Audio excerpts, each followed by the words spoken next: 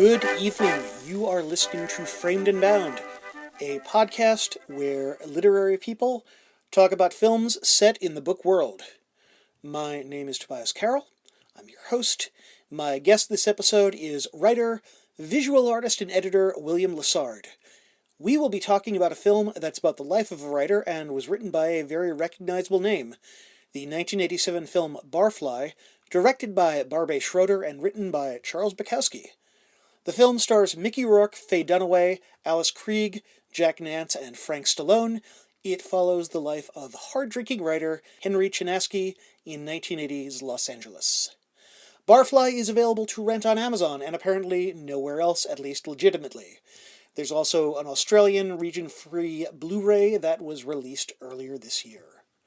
Unfortunately, I don't know too much about things like extras or special features or whatever.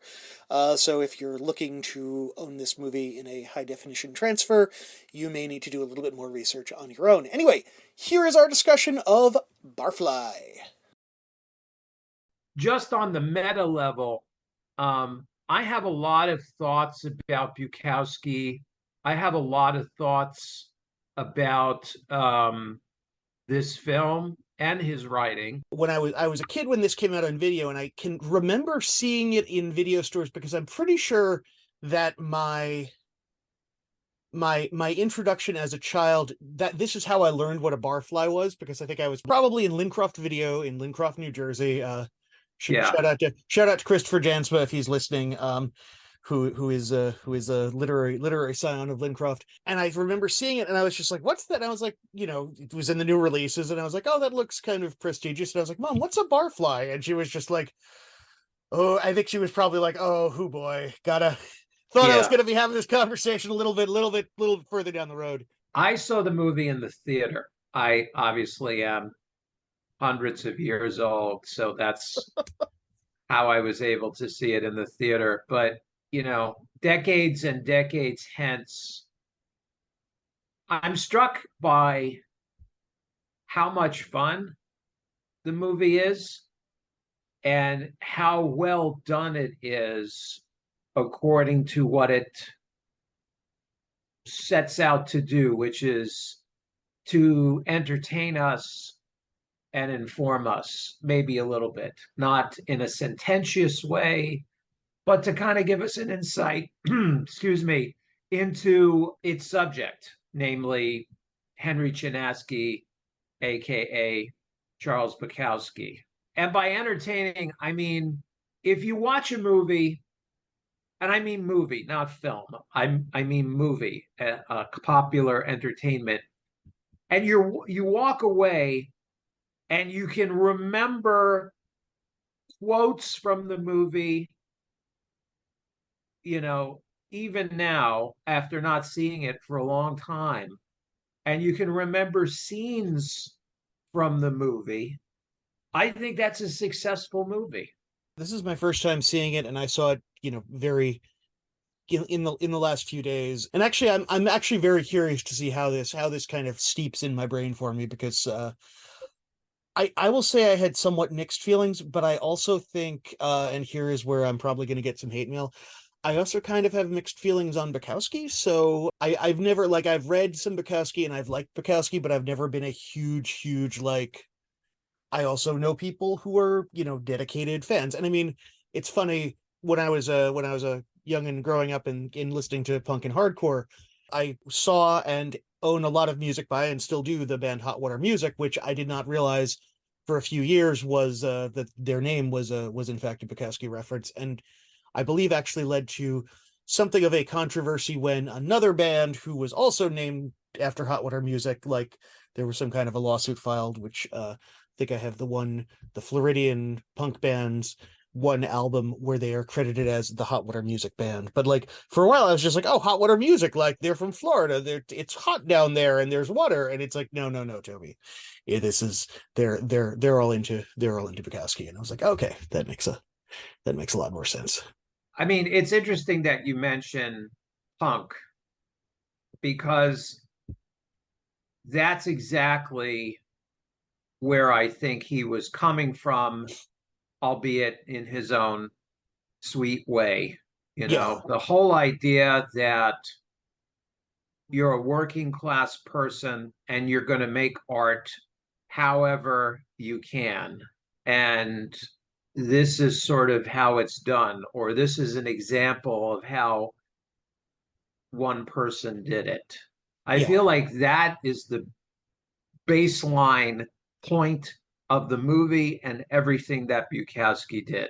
Yeah. It's how do you reclaim your own agency as a person despite economic limitations? I will say I wish the film had a little bit more, and it's kind of like this is, I mean, this is a movie where there's just an absurd level of talent. Like I don't think Robbie Mueller has ever, was ever the director of photography on a bad movie. And I was looking back over his list of films, and it's just like good God, like this is just a staggeringly good group of movies that he has worked on. So like it looks fantastic. Barbet Schroeder is a talented director. Mickey Rourke, Faye Dunaway, Alice Krieg are all very good at what they do. Although I want to talk about Rourke's performance with you in a little bit, but there are these scenes where you do see Henry, where in some cases Wanda, his girlfriend, played by Faye Dunaway, has fallen asleep for the night, and he's going in and he's starting to write, and like he's listening to, there's this very interesting contrast of Mickey Rourke as Henry with bruises on his face, and every time you see his knuckles are in the frame, they're all bruised and bloody. In some case, sometimes he's wearing a shirt covered in blood, putting on classical music of a bygone century and working on writing. And I kind of wish there had been a little bit more of that, just because the final act of this story is ultimately about where his art and his quotidian life collide in the form of the character of Telly, played by Alice Krieg, who unfortunately will always be the Borg Queen for me, even though I know that she has a much vaster career, but I'm that much of a nerd. But yeah, I just like, because I felt like those scenes were, for me, where the film showed, for all that everything else showed, his self-destructive tendencies and his alcoholism, and the this sort of chip on his shoulder that keep leading to him just getting the shit kicked out of him by the bartender at the place where he's a regular, which I I the casting of Frank Stallone is just like, yeah, probably don't want to, if the bartender is a member of the Stallone family, I feel like it's a pretty safe bet to like just not, don't poke that bear. And yet he pokes the bear a lot. And gets exactly, it's like, this is exactly what's going to happen. Like a giant man and a mullet and a mustache is going to kick the shit out of you in the alley behind a bar. I agree with everything you said. I think one thing that needs mentioning is that given the level of talent in the film and around the film, it's good for everyone to remember how popular Bukowski was at that time. Okay. Yeah. So you were a little kid. Let me tell you a little bit about his popularity. He was like the king of indie lit. He was the king of indie lit. His books made money. His books were so popular that they had to be stocked behind the register at bookstores because people would steal them. Oh yeah. All I mean, right. I can remember even when I was in college and I would go to like St. Mark's Books. I think because there was like one section of authors that was the like people shoplifted, and I believe it was like Bukowski, Kerouac. I think Paul Auster, because And Burroughs. yeah, Burroughs was in there too. yeah, Yeah, I mean, so he was really popular. His books sold, they moved units, yeah. and he had a lot of celebrity credibility. YouTube, not YouTube, but YouTube had him come out on stage during one of their concerts, and they cheered, the crowd fucking cheered him at a YouTube My show. God. All right. Like Ugh. Sean Penn, at the height of his insanity, with Madonna and helicopters and all the rest of it, would come over to his house to watch boxing matches on Saturday night. Yeah. Okay. So, it's not surprising in that context that Faye Dunaway, a famous actress, amazing actress who just sort of worked on her own terms and did all these great films, Mickey Rourke, who still had his original face, Yeah. and had not yet self-destructed himself. Those are the two lead actors of this movie. Yeah. You know, I had read something, and I don't know if you may have seen this. But that I was because I was looking at like as you point out, like especially Mickey Rourke, I feel like was right in the middle of a really interesting period of his career. Barbet Schroeder, his next film after this was Reversal of Fortune, which I remember was up for a ton of Oscars in the year. And then did Single White Female after that, which is a movie that I think is still getting talked about a lot more than a lot of the other quote unquote sort of erotic thrillers of that time period. But I saw that Schroeder had also made his film, at least on his filmography page on Wikipedia right before this, was a documentary of interviews with Bukowski. So which I used to have. I don't know what happened to it, but I used to no, have it. It's basically Bukowski home, drunk or driving around his neighborhood, going to the liquor store, picking up his laundry. It's sort of day in the life stuff. Him totally tanked, fighting with his wife. It's no accident that that material is not readily available yeah, today. I mean, to me, and it's not just because of the vintage of the film, I feel like so much about the film reminds me of Goodfellas. mm, And this film is almost like Goodfellas for angry working class writer creative types. And what I mean by that is it has these really amazing set pieces. It has sometimes over the top dialogue, acting, and it doesn't really it explains itself, but it doesn't explain itself. It doesn't dwell on deep motivation, and it's very easy to like the film for the wrong reason. yeah. I have another Bukowski on film question for you because I have not seen this, and I remember about just shy of 20 years after this came out was the movie Factotum, which was a Bukowski adaptation starring, I believe, Matt Dillon, uh, Yes.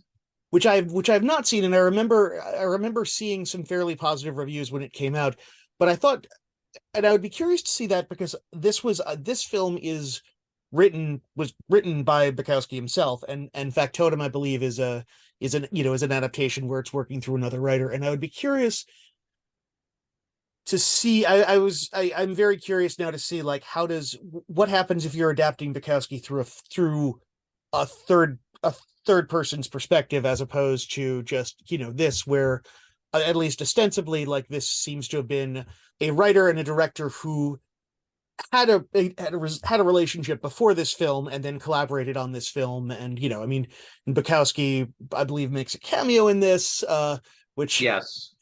it was kind of He's one of hilarious. the barflies in the scene where Henry meets Wanda. Yeah, it's funny because I remember thinking like, oh my god, whoever did the background casting in this just found these guys who looked, and then I was just like, oh, one of these guys actually, that that actually is Charles Bukowski. Like Yeah. that is definitely authentic. Oh god, oh god. Yeah, But I feel like it's the great thing about the film is also its main drawback, namely its myth making, you know. yep, yeah, So Chinaski is an unreliable narrator. Bukowski is an unreliable narrator, and it leads you to believe that Henry's way is not for everybody, but there is a nobility to it. And I agree with that. But you don't have to be a total dysfunctional alcoholic in order to be an artist. You Yeah, don't have to be.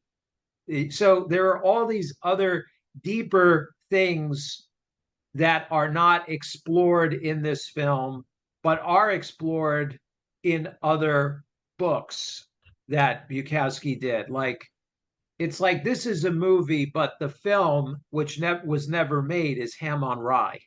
yeah, That's where he's really vulnerable and goes to very uncomfortable places about himself, how he was abused by his father. You yeah, don't get any of those things in Barfly.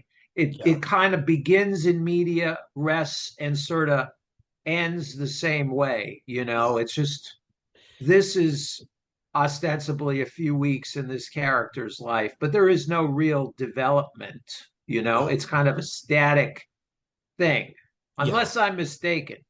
It's funny. I was also trying to, I mean, there were times where I was watching it where I was like, is this supposed to be over a longer period of time? Because he and Wanda, kind of link up and become very close very fast. But I also found it just as believable that these two characters who are essentially interacting with the world just through a filter of absurd amounts of whiskey at any given time are, could just very easily fall into this very deep and kind of codependent and deeply fraught relationship Yeah, without I too mean much conflict. the actual Wanda Jane Baker was in and out of Bukowski's life for about 10 years. Mm, So, I mean, again, that I feel goes back to how good of a script writer Bukowski was, because he compressed everything.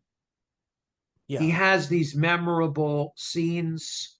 He has these, like the scene with the old man with the tie, Oh my God. Yeah. tied around his neck, taking his first drink of the day and steadying himself with the tie Ooh. in order to get the whiskey to it. I mean, he had a Yeah. really great visual imagination, and he clearly watched a lot of Honeymooners, because the banter between characters is so funny. He's like he was really good at that kind of humorous dialogue. There's also something about it. It would be interesting, and I again I don't know this, but I would be really curious to see if this had ever been adapted as a stage play, because the fact that it sort of begins and, I mean, as you say, kind of begins and ends, in media res, and there is this almost like this endless Henry's going to get into a bar, Henry's going to get his ass kicked behind the bar again, and just like it begins behind the bar and then it ends with all of the characters filing out to the back room, and then we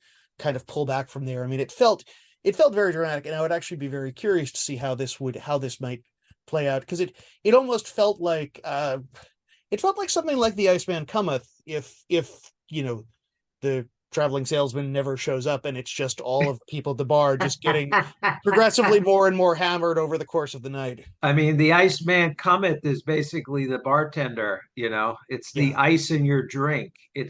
I don't know. For those of us who are fans, I am a fan of Bukowski, even though I realize his limitations as both an artist and a person. He is making a distinction between himself and somebody like Frank, who's the bartender. Yeah. It's sort of like Henry's Barfly is kind of a noble poet, something a divine fuck up. Yeah. Whereas Frank is supposedly, the bartender that he fights with, the Frank Stallone character. Yeah. Eddie is the name of the bartender that Frank Stallone plays. Eddie is, the MAGA person, the toxic man. Yeah. Henry is somewhat of the progressive by the weird standards of this film. But I mean, look, Eddie is supposed to be everybody's angry, awful working class dad. He's a proxy for Bukowski's father, Mm. and you go and you fight that dragon over and over again, and maybe sometimes you win. And I feel like that's the stakes. It may seem masochistic and pointless, but that is the point of what being an artist is. You go up against awful stuff, and it's going to hurt you, and you will come away scathed, but maybe you will momentarily be transformed by the experience. And Yeah. I feel like Bukowski had a profound understanding of that. It wasn't like the weird self-help shit that people think literature is these days. Mm. Or in the case of like Alice Munro, that somehow you're supposed to engage, very negative, awful things. But in your personal life, oh, you're wonderful. I mean, that's not, you can't do both. Might be a good time to also mention the I will say, and this is I think probably a very predictable thing. The next phrase that's going to come out of my mouth is probably going to be very predictable, which is to say, as a fan of the filmography of David Lynch, I was delighted when Jack Nance showed up. I would happily just watch a film about Jack Nance's private detective in this movie, just kind of wandering around, occasionally gathering information, occasionally sneaking into people's apartments. The allure of the character of Tully, who is a publisher who's of a journal that's seen Henry's short stories, and she's so taken by it that and is apparently so absurdly wealthy that she can can afford to hire a private detective to track down this writer so that she can pay him for his work and offer him potentially a guest house where he can sit and write, which he says, no, he can't be in a cage, he's got to be out in the world. And there's a little bit of a, I don't even know if I would call it a romantic triangle, where Mickey Rourke's Henry has No, both Wanda, Wanda and Tully. Wanda and Tully face off. So I Yeah. mean, like that's the weakest part of the movie because when it tips over into male fantasy, when you have like Yeah. your rich girlfriend fighting with your hot but distressed goddess played by Yeah. Faye Dunaway. I mean, like that's the ultimate male fantasy. I I was feel like yeah, that's the weakest part of this whole thing, you I know? I I would agree. I mean, it gets by a little bit where it's like, I can also believe that a mid-30s Mickey Rourke would in fact be a guy who is handsome and charismatic enough that like people are willing to put up with a little bit more than, than someone who didn't look like, Mickey Rourke in his mid-30s. But yeah, the whole like, and this beautiful woman has hired a detective to find you, and she wants to, you know, bring you. It's like, I don't know about that. I would also love it if a beautiful woman tracked me down, was like, I loved your short story, please come live in my guest house, and occasionally we'll snuggle. I would be like, awesome, great, sign me up. When looking into movers now, awesome. I will absolutely become a kept man if anyone is out there and is just like, I would like Tobias Carroll to be a kept man for me. And I think that's kind of, as you say, where like it felt very much like the, like, I'm gonna spurn this beautiful woman because I'm gonna suffer for my art. Though I will say, maybe the one interesting thing for me watching this, for all that like the Tully Wanda fight felt sensationalistic and everything else, the one thing that I thought was a little bit interesting, and we never get any background about Wanda beyond, there's a man who is kind of keeping an eye on her in some way and has an account at the liquor store that she doesn't ever say like, oh, I did this and did this. But maybe because it's Faye Dunaway, who I think, especially at that point in her career, seemed to kind of exude kind of an air of more upper crust. And the fact that when you see her, even when she's, out and about, she's wearing sort of, a suit, sort of and heels, and she's always looks very professional, even when she's just going out, to the bar to get hammered for the day. But like at least the way that the character comes off on film is sort of like someone who had been on from a more maybe upper middle class or affluent background who had just completely fallen out of touch with that. Which I thought was an interesting and maybe not not ever spoken thing, but something that I nonetheless. feel like the costume design and her comportment tells all of that in a very compressed way. It's very Hemingway because it's sort of like there isn't a lot of lingering, but the details take you very far. And I feel like that's very insightful because I feel like whereas we get absolutely no background or backstory on Henry, Yeah, that backstory about Wanda is all right there. I think my favorite parts of the film were watching Faye Dunaway just do her thing.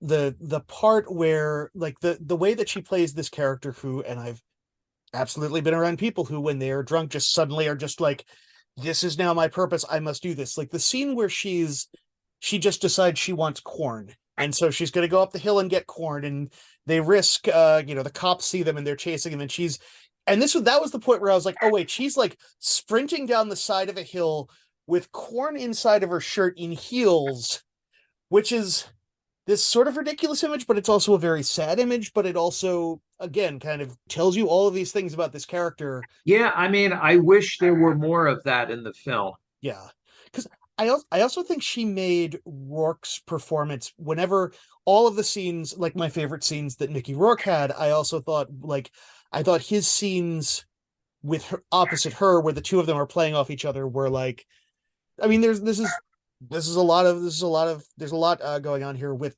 Henry just kind of not necessarily kind of holding forth, talking to everyone and talking to just himself, which is fine, but a little of that goes a long way. And like getting to see him interact with other people was always much more interesting. And I think Dunaway's performance brought something really interesting out in his performance, which She made him better. yeah, She made him better. She also brought him back from his worst tendency to ham it up. I feel like that's another major weakness of the film. Rourke leans into his worst instincts and then keeps going. after I saw this, I was looking at Letterboxd to see friends who had seen it, and my friend Russ commented in his review that he said something to the effect of, "I love Rourke, but he plays this role like Popeye on Valium." And Or Popeye on meth. there were times where I was like, "Yes, absolutely, I have sat on a bar stool next to that guy," and there were times where it felt just a little bit too. I'm acting. I look how much acting I'm acting so much.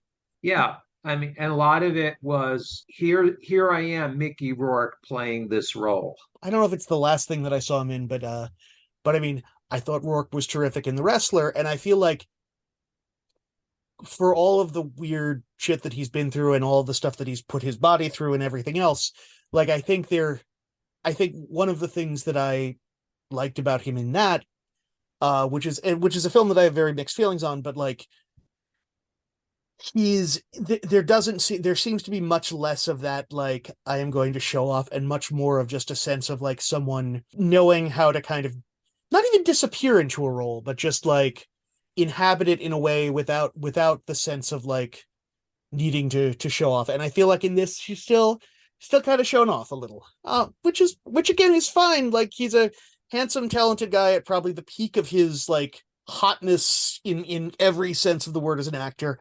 I get it, but also there are times where it's like I wish this was toned down like by like 15%. Yeah, I mean, the difference between the performances is exactly as you say. The Wrestler is clearly the work of an actor or a person who's been through some stuff in their life and they've literally been beaten down, whereas in Barfly, it's more pantomime.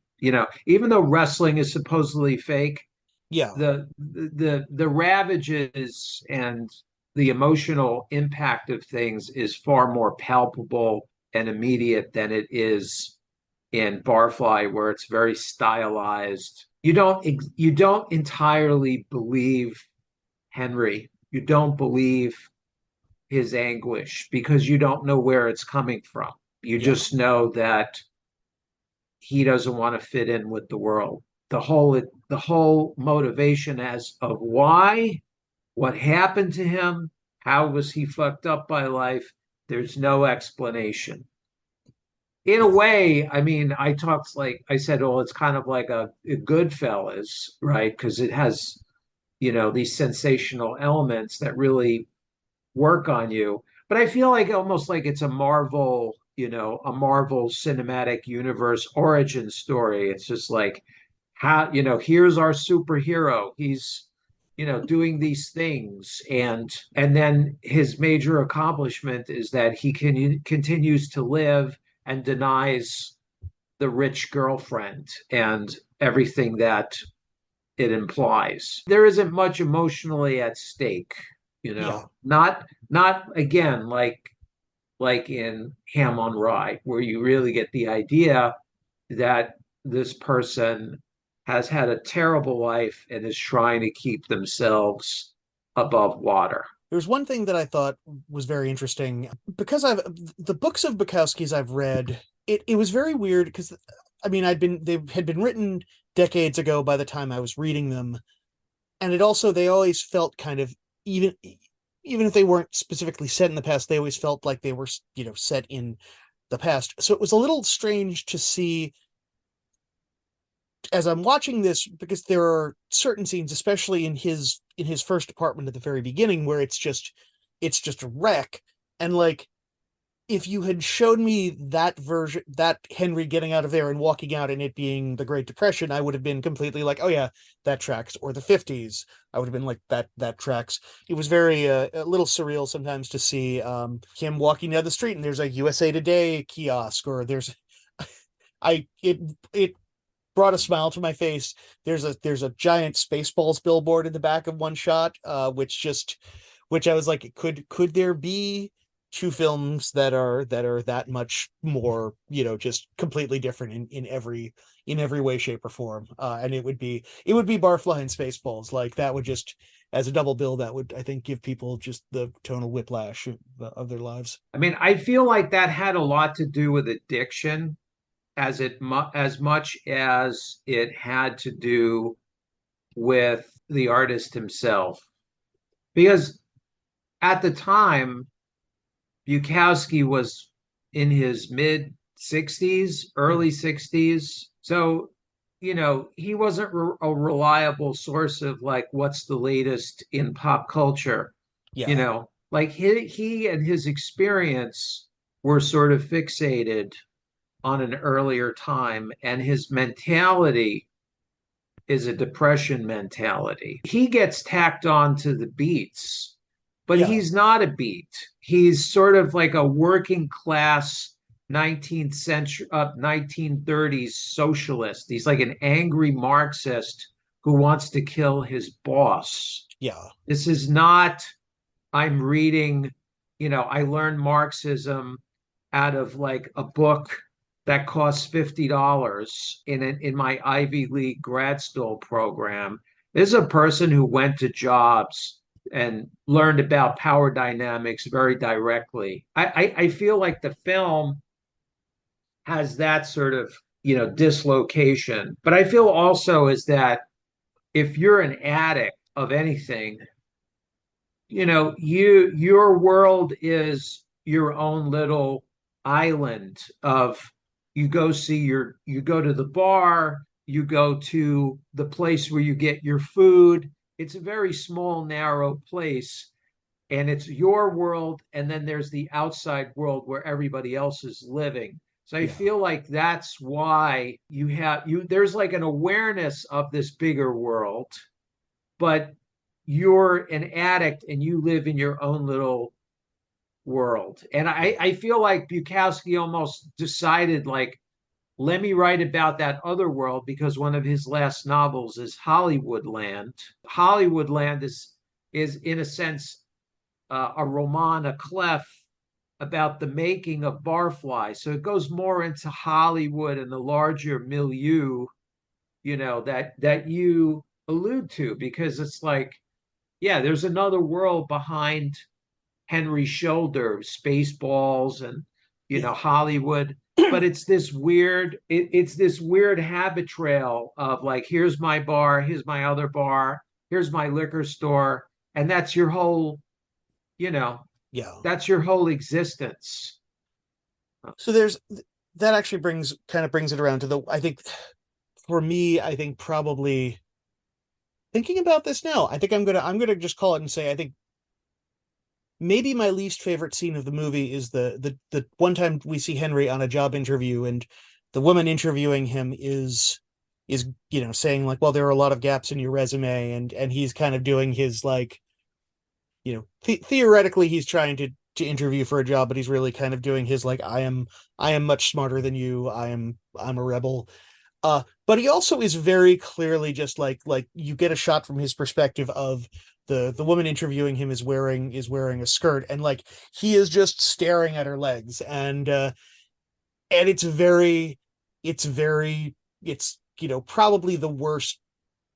I would say the worst that Henry comes off in the film, but it's also, as you kind of said, the sort of myth making. You can look at this movie and just be like, oh my god, this guy's an absolute mess, and that's a really gross thing to just ogle the ogle just stare at a lady like that, much less stare at the woman who theoretically could is interviewing you for a job. And there's a lot of gaps in this resume is kind of a shitty thing to say, but it's not that weird of a thing to say for someone to say during a job interview. And like for him to kind of have this very very very male gaze, as they say, is just struck me as very like, it was probably the biggest point where I was like, Jesus Christ, Henry, what the fuck are you doing? Why?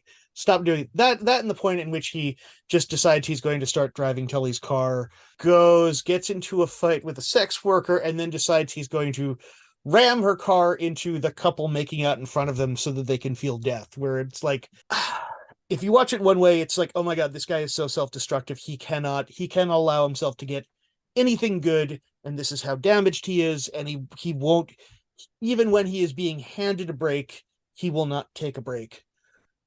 But on the other hand, there's also like, I can also see someone watching this being like, yes, this guy's such a badass, he doesn't take it from Yeah, see, anybody, and he's gonna yeah, see, show everyone how cool he is. that's what I feel is the Goodfellas dichotomy of it, because Yeah. it's like, people who are going to take the wrong message from it are going to look at those scenes and say, yeah, he's a badass, or he's really showing that career woman what a rebel he is. Yeah, so I mean, it's kind of limited. I don't want to engage in presentism, Yeah.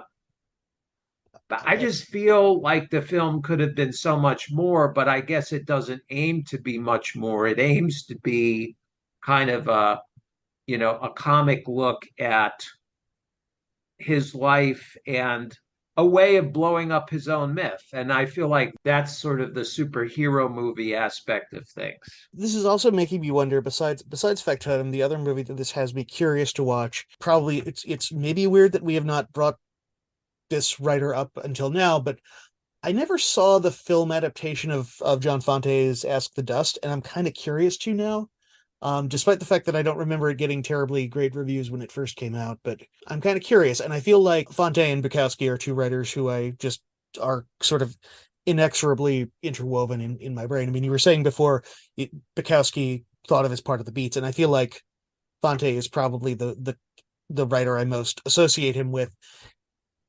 I think in part because they were both very singular, sort of for good and for ill, and shared a publisher and everything else. I feel like Fonte is at this point is another reflection of how popular Bukowski was, at his height, because Fonte was forgotten, but at the height of his fame, Bukowski started, giving Fonte props, and they brought out new editions of his book, and all of that. So we're getting Fante through Bukowski, even though Bukowski experienced it in reverse. So much of all of this obviously goes back to Hemingway because so much of American fiction goes back to Hemingway. Yeah. And you think of the story The Killers, and that's all of Bukowski right there in like 4 or 5 pages. The Swede being up faced up with inexorable forces, the dialogue, the nastiness of the world that they all inhabit, how the character ultimately resigns himself to his fate because it's the most graceful and empowering thing that he can do. I mean, Yeah. The Killers and Barfly are kind of the same thing, Yeah. in the same way that everything Bukowski did was more or less Hemingway, but with different tropes. So Yeah. instead of hunting, you had going to the horse races or whatever, these weird rituals. Apropos of nothing, I just wanted to say it struck me, one of the things I jotted down is that there's a point where at one point I think someone is talking about Henry and they say, "Oh, he's a wrestler." And I was kind of like, that's that's that's kind of funny in retrospect because this is my reptile brain is just like, because he plays a wrestler, but he Yes. won't for many years. And he'll be much better in The Wrestler than he is in this film. He He'll be won't be so a much better. he'll be so much better. He won't be hamming it up. He won't Yeah. be doing this bad Brando shit. I mean, as we get toward the end zone of our conversation Yeah. here, um, I mean, I think it makes a lot of sense to talk about working class art and working class writers and working class people in general. I feel like it's especially salient in our current political Yeah. environment. So Yeah. here we are, we're talking a working class person named Kamala Harris is running for president Yeah. against a white, scion of wealth. If you go to the typical working class person, they're on Trump's side. They're Yeah. not on the actual working class person's side. And you ask yourself, why is that? The New York Times, the media has been writing about that dichotomy and will continue to write about that dichotomy, long after we're both dead. There's an economic reality to being a working class person that progressive politics never touches because it never really tinkers with the underlying system. Two things to your point about sort of the role of class in this and art. One of them is the fact that this guy who is portrayed as a working class hero, basically. I mean, his taste in music is I mean, it's very classical, and I think it makes him an outlier. I mean, and I know that that's also, I believe, faithful to Bukowski's own to his own project, but it's also interesting because it plays a little bit more dissonantly, even though there is nothing, there are in fact, I think, plenty of working class people who really appreciated classical music. I mean, I think high culture as it were. So I mean, I don't think that's that strange, but it is something that certainly stands out. The other thing, and I realize this is maybe a bad point of comparison because I'm about to invoke a film that I think pretty much any movie would suffer in comparison to, which is like watching this. There were a few times where I was reminded of Charles Burnett's Killer of Sheep, in the sense of like that is also working class life in Los Angeles. And I think there is a scene in which something falls out of the back of a truck. I will not say what, because it's not exactly a plotty movie. I mean, it's a lot of just similar to this, a lot of different vignettes and scenes from life, but it does a really effective job of like making you feel aware of the stakes, and the precariousness of this life. And again, like really comparing any film to Killer of Sheep, probably the other film is going to come off badly unless it's a very, and I think this is a good movie, but I I wouldn't say that it's as good as Burnett's. But again, there are also films doing different things. But I mean, on the other hand, it's also about a family. It's also about characters who, while they are working class, still have significantly much more functional. Like I would much rather hang out with any of the characters in Killer of Sheep than than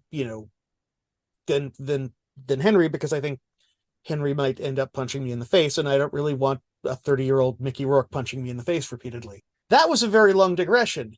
And the It place that I'm was. and the place It that I'm coming around was. to is actually is really weird. It took that very roundabout digression to get me to say it is interesting to me that if this and Factotum are the two sort of well-received Bukowski adaptations, and they are both by European directors.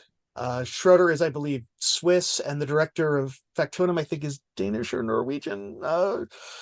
And it's interesting to me because I would really love to see, and I wonder if some of it is like there is a lot of very lived in quotidian aspects to Bukowski's work, but there is also a sort of mythology of Charles Bukowski. That's right. And I wonder if the ideal person to adapt Bukowski, like, is it someone who is coming at it from from a remove of like, I grew up in a completely different background. I don't know what this guy's deal is. I'm going to analyze it like this.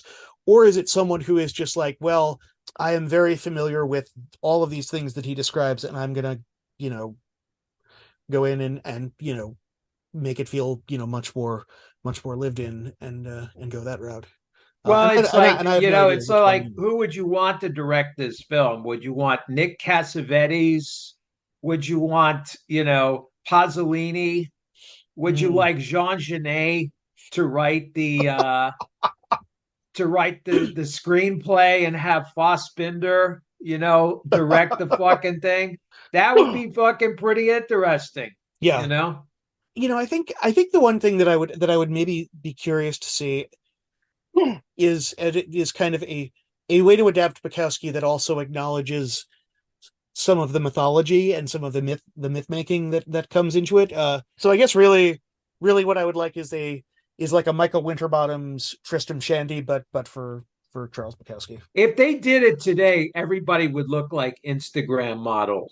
Yeah. They had Timothy Chalamet Oh man. with a scar down his face, Oh and man. he's Henry Chinaski. You know, I unfortunately I could see it. the only person that could do this is like Gene Hackman, but Gene Hackman is like 95 Yeah. years of age. Yeah. But I mean, if you look at older films, especially from the 70s, I feel like that's when the time that a proper movie that would balance the here and now realistic elements with maybe a more aware look at the social issues and the underlying myth making. That's when that would have been made. I don't think, Yeah. unless A24 is going to do something and have AI versions of like, you know Gene Hackman from 1970 as in the film or something. I don't know. Yeah. Well, I mean, I think the Yeah. last thing we just say, and then we end our Yeah. little discussion today, is there's a lot in Bukowski that is still very desirable to somebody like myself Yeah. because I am a working class person. You are a working class person. I have my job during the day, but at night, just like Bukowski, I sit down and I work. Yeah. I always think about Bukowski when I sit down and I work, even though if I don't acknowledge it. Yeah. I think about Bukowski and I think about Hemingway. I think about Hemingway's write one true sentence, write one true sentence. And the whole idea that like Baudelaire's, 1 o'clock in the morning, that famous prose poem from Paris Spleen, you know, dissatisfied with everything, dissatisfied with my life. I long to, he invokes the muse at the end of the day to write and redeem himself from himself. And that's the true part. That's the true part. And that's the part that we should take. I feel like that's the useful bit because if you look in your feed, you know, everything you see in your feed from other writers is a discouragement because it's like so and so went to Iowa, so Yeah. and so has a undergraduate degree from Harvard, you Yeah. know. Here I am at Breadloaf. Here I am on my here I am, researching my next project. I'm in Oxford. Here I am in Portugal. And you're a regular person sitting on your thing and you say, I don't have the credentials to do any of this. Why I don't matter. And the Yeah. system tells you that you don't matter and you don't want to continue. It tells you you have nothing to say.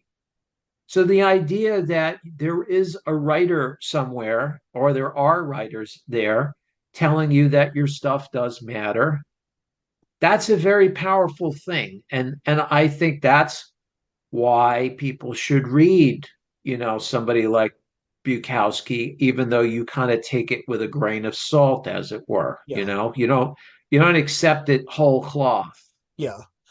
This is actually reminding me, and I cannot remember, speaking of working class writers, I remember reading somewhere that was it Lucia Berlin, who kind of had her work come back into print a few years ago and kind of had something of a revival, who I would also put into the realm of like of working class writers doing interesting, really powerful work.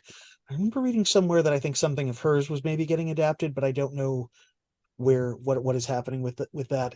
And I believe Pedro Almodovar was directing, which was one of those, like, that is a would not have been the combination of author and filmmaker I would have guessed, but you know what? I'll see how that works out. She is a perfect example of what I'm talking about because she's a woman who's an alcoholic and lived at the periphery of things for most of her life. She had a very hard life. You read Manual for Cleaning Women, great book, Hmm. all right?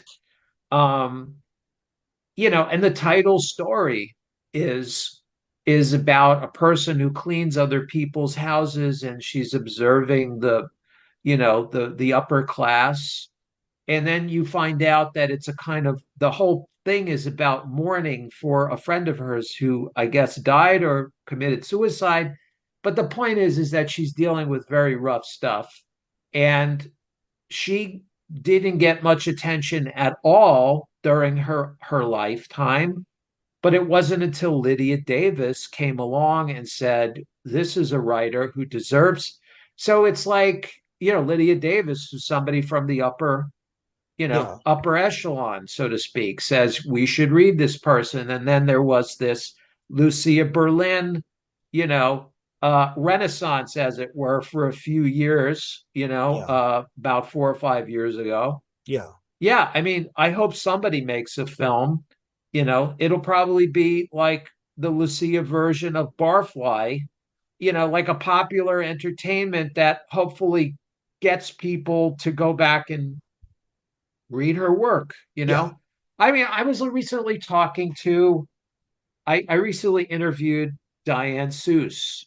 Mm. Okay. So you want to talk about another working class person, a woman. All Yeah. right.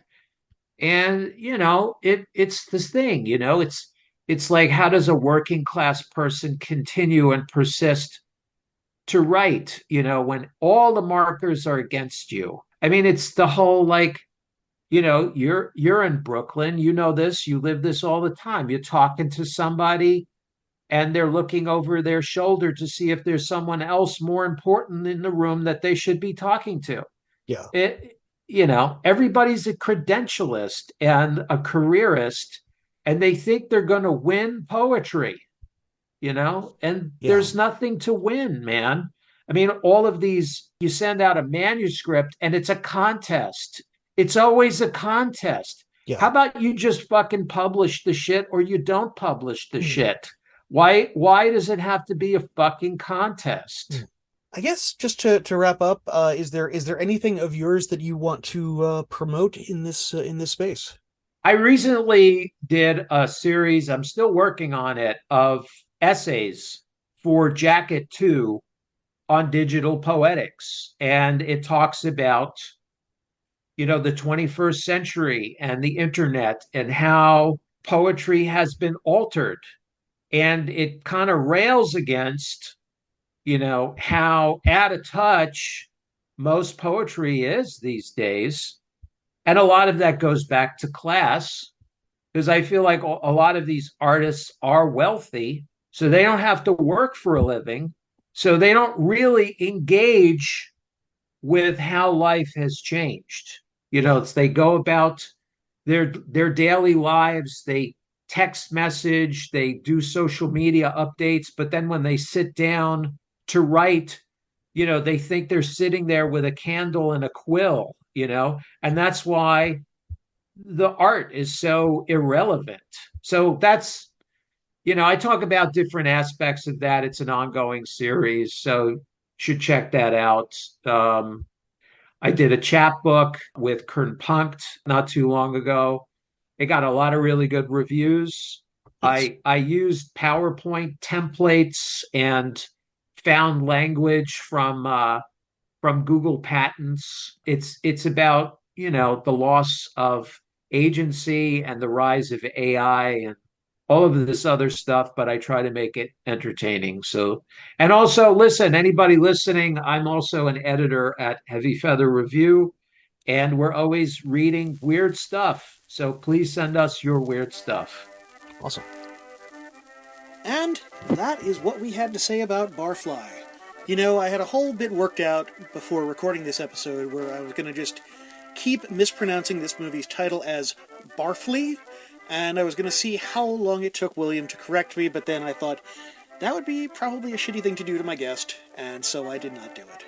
But I still think it was vaguely clever, and that's why I'm sharing it with you now.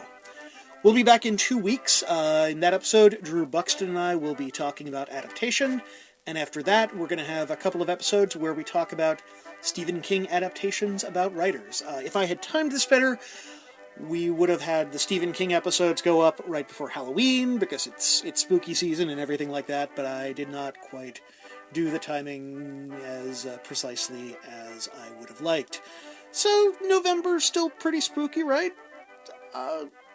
Hopefully not that spooky. We'll see. This podcast has now been going for about a year, so thank you to everyone who's been listening. We now have a fancy new logo designed by MacV.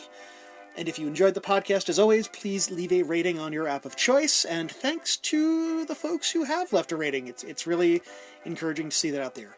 As always, if you need to get in touch, our email address is framedandboundpodcast@gmail.com. Our theme music, as always, is Arvid Franzen and Eric Berg's Life in the Woods of Finland via the Internet Archive. Thanks so much for listening.